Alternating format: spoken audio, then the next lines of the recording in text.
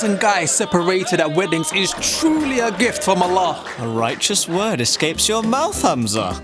I'd have thought you'd linger outside the wedding hall as long as possible. That's the last thing I would do. 100 women, beautifully dressed and all in one place. Oh, I couldn't stand it. That's your dream, Hamza. Choosing your bride from a sea of possibility. That's what makes it so unbearable.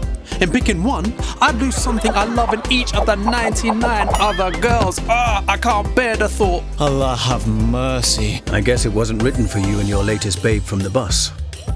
We're just taking a break. What happened? Actually, forget that. The answer is obvious. Her brother's been threatening to go through her social media account. We need to play it cool for a while. You're gonna get some poor girl killed one of these days. They'd have to kill me first. Oh, you're a real Romeo.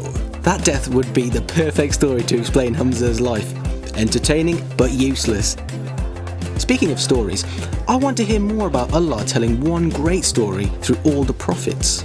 And I want to hear more about where you've been getting these ideas. I'd never talk about Allah and his story from something I made up. It's all written in his word.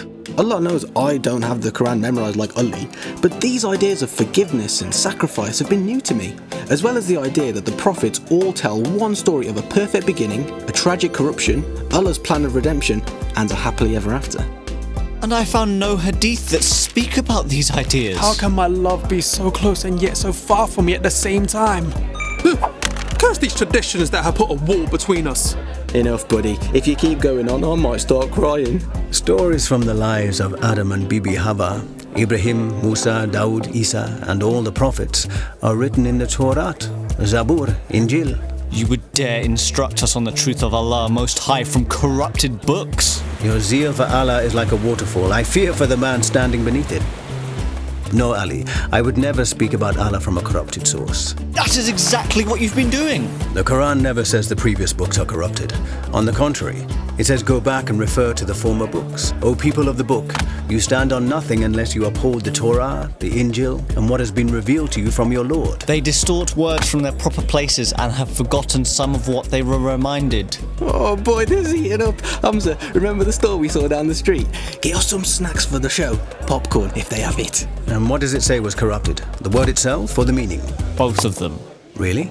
Would you say terrorists corrupt the Quran itself or the meaning? The Quran never says the written word itself has been corrupted. I believe in the book which Allah has sent down.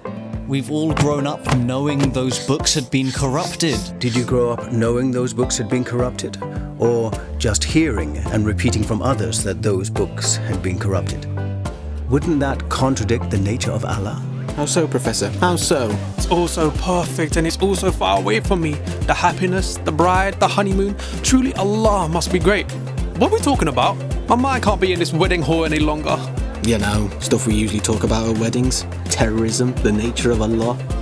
Why does Allah allow suffering? Your suffering? That's easy. For our enjoyment. Hang on, how does it contradict the nature of Allah? Allah is able, yes? Of course. What's the most precious thing in the world? I'll answer for Ali. He looks like he needs a deep breath. Allah's word. Correct. Isn't Allah able to protect the most precious thing in the world? I would protect my love to the death. I would die 100 deaths if that's what it took. Hamza, you almost got through two sentences that made sense. The first sentence is wonderful. You would die for your love. You would use whatever power you had to protect her. That's why Allah sent down the Quran, to be above reproach and incorruptible. We did receive the Torah, wherein is guidance and light. Would Allah call something corrupt to be guidance and light? Don't feel bad, Ali. He's smart for a living. Of course. No one could corrupt the Quran today, correct? Of course not. And why not? There are thousands and thousands all over the world. My point precisely. Hamza, you've done it again. Yes, it would be completely impossible for someone or some group to collect all the Qurans from Morocco to Indonesia via Turkey and Saudi and change them. Your point, Professor? Let's take the Injil. Like the Quran, it quickly spread across the world. We have, to this day, thousands and thousands of manuscripts from all over the Mediterranean world from the time of Isa. And guess what? What? They all say the same thing. No one corrupted them. Really? And while we've got the map out, in the British Library in London, you can see today the Codex Alexandrinus, the Codex Sinaiticus, and in Rome, the Codex Vaticanus. They are complete manuscripts of the Injil from before the time of the Quran, and they're the same gospel we read today. And while we're on the topic of history, the idea that the Torah, Zabur and Injil are corrupt only came 300 years after the Quran. Wow, that's some pretty strong evidence, even if you did start speaking a different language at the end. Maybe that's why you don't have a girlfriend. I need to teach you to speak like me. And the differences from the Quran, the false beliefs in the three gods. My friend, that isn't in there at all. But let me ask you, if I wanted to know what marriage is actually like, would I ask Hamza or Mahmoud? If I wanted to know what actually happens in Titanic, who would I ask? I've seen it 17 times, in case you were wondering. If we're going to know about something and actually be able to talk about it rightly, we have to see it for ourselves. So? We all want to know as much as we can about Allah's story and our role in it. Shouldn't we read the whole script? What are you proposing? I propose we start reading the whole script. Let's start reading some stories from the Injil together. I'm up for it. Let's look at it. Man, I haven't opened up a book in ages. Ali, it would be a good chance for poor Hamza to get his head in a book for a change. You up for it? Inshallah.